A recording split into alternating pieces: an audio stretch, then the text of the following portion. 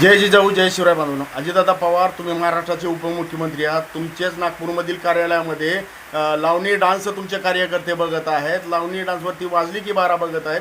जर उद्या जर तुम्ही शेतकऱ्याची कर्जमाफी नाही जर केली, दुष्काळ जाहीर नाही जरी केला, तर येत्या काळामध्ये तुम्हाला 12 वाजल्याशिवाय शेतकरी थांबणार नाही.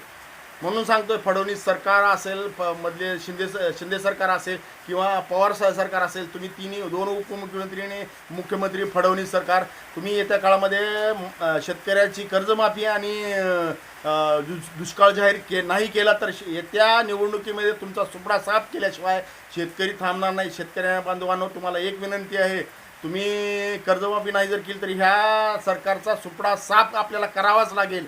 म्हणून सांगतोय, मनोजदादा जरांगे पाटलाच्या पाठीमागे ठाम उभे राहा शेतकरी बांधवांनो.